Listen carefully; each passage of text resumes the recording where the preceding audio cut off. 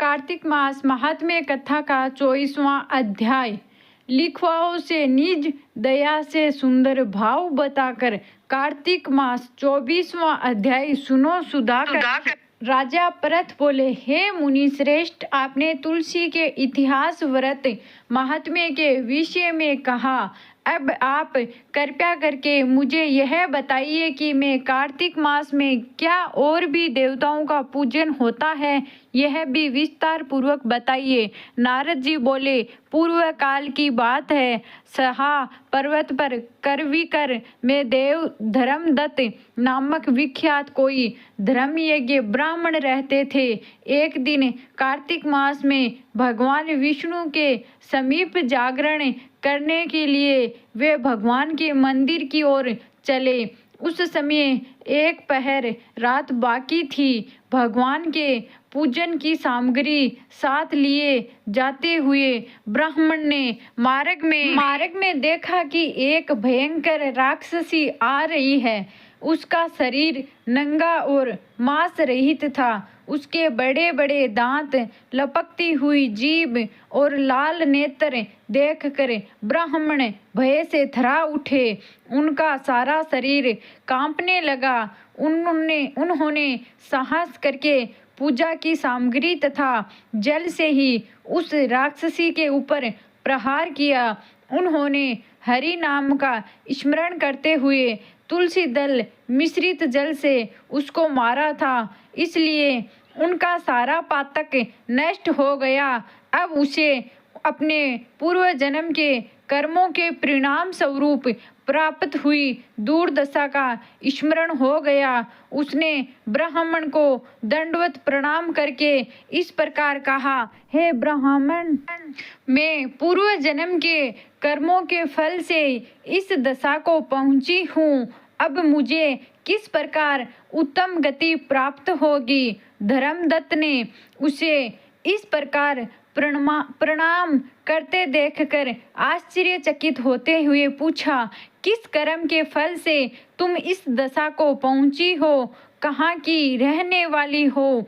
तुम्हारा नाम क्या है और आचार व्यवहार कैसा है? ये सारी बात मुझे बताओ। उस राक्षसी का नाम कलहा था। कलहा बोली, ब्राह्मण, मेरे पूर्व जन्म की बात है। सौराष्ट्र नगर में भिक्षु नामक एक ब्राह्मण रहते थे। मैं उसकी पत्नी थी। मेरा नाम कलहा था और मैं बड़े क्रूर स्वभाव की स्त्री थी। मैंने वचन से भी कभी अपने पति का भला नहीं किया। उन्हें कभी मीठा भोजन नहीं परोसा। सदा अपने स्वामी को धोखा ही देती रही। मुझे कलह विशेष प्रिय था, इसलिए मेरे पति का मन मुझसे सदा उद्विग्न रहा करता था। अनंत गोत्वा उन्होंने दूसरी स्त्री से विवाह करने का निश्चय कर लिया। तब मैंने विष खाकर अपने प्राण त्याग दिए। फिर यमराज के दूत आए और मुझे बांधकर पीटते हुए यमलोक में ले गए। वहां यमराज ने मुझे देखकर चित्रगुप्त से पूछा, चित्रगुप्त जी, देखो तो सही, इसने कैसा कर्म किया है। जैसा इसका कर्म हो उसके अनुसार यह शुभ या अशुभ प्राप्त करे। चित्रगुप्त जी ने कहा, इसका किया हुआ कोई भी शुभ कर्म नहीं है।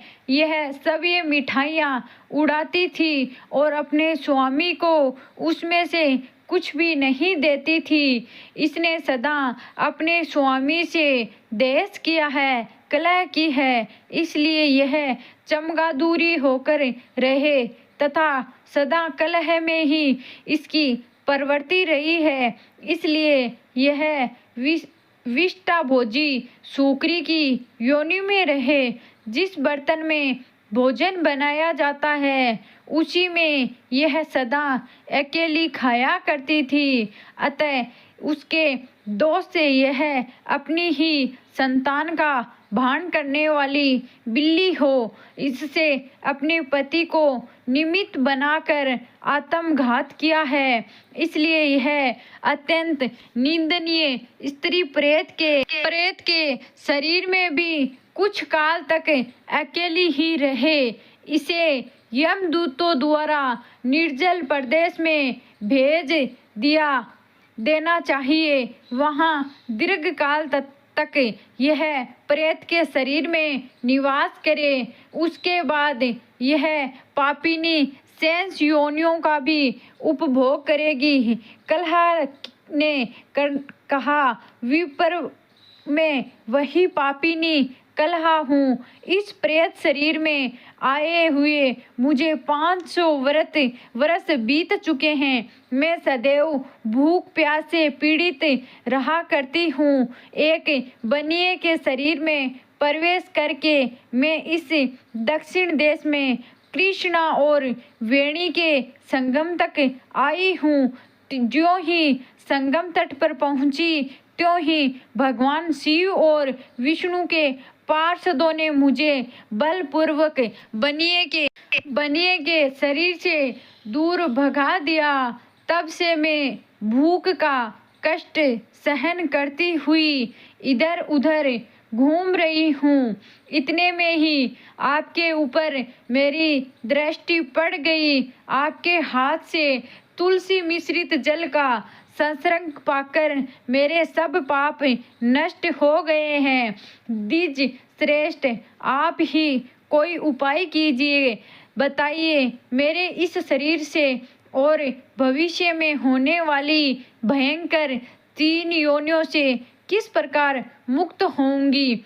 कलह का यह वचन सुनकर धर्मदत्त उसके पिछले कर्मों और वर्तमान अवस्था को देखकर बहुत दुखी हुआ। फिर उसने बहुत सोच विचार करने के बाद कहा, धर्मदत्त जी की कथा का वर्णन 25वें अध्याय में किया गया है, तो इसके लिए कल 25वां अध्याय ध्यानपूर्वक जरूर सुनिए।